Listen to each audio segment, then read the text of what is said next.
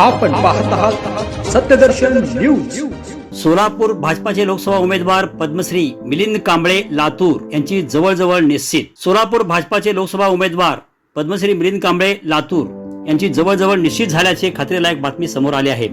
लोकसभा निवडणुकीतील सर्वत्र उमेदवार निश्चित होत आहेत। अपवाद मात्र सोलापूर ठरत आहे। काँग्रेसकडून आमदार प्रणिती शिंदे यांचे नाव फिक्स केव्हाच झाले, त्या दमदार प्रचाराला सुरुवात ही केल्या। भाजपाने मात्र संभाव्य उमेदवार म्हणून माजी खासदार अमर साबळे, माळशिरसचे आमदार राम सातपुते, माजी खासदार शरद बनसोडे, शिंदे गटाच्या प्रवक्ता ज्योती वाघमारे अशी रोज नवीन नावे समोर आली आहेत। मात्र अद्याप एकही उमेदवार निश्चित झाले नाही।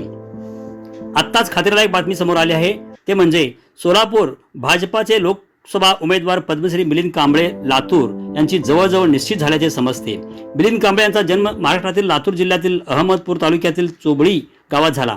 त्यांच्या गावावर ऐतिहासिकदृष्ट्या आर्य समाजाच्या विचारसरणीचा प्रभाव होता आणि त्यामुळे महाराष्ट्रात प्रचलित असलेल्या जातीव्यवस्थेच्या दुष्टतेपासून तुलनेने मुक्त होते।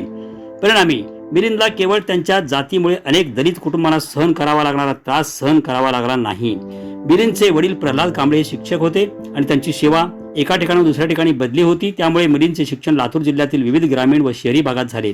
यशस्वी बोर्डाच्या परीक्षेनंतर त्यांनी स्थापत्य अभियांत्रिकी पदवी करण्यासाठी नांदेड येथील शासकीय पॉलिटेक्निकमध्ये प्रवेश घेतला। मिलिंद कांबळे त्यांच्या चौकटीबाहेरील विचार आणि निर्णयासाठी ओळखले जातात। आरक्षणाची सुविधा उपलब्ध असतानाही त्यांनी कोट्यातील नोकरी स्वीकारण्यास नकार दिला।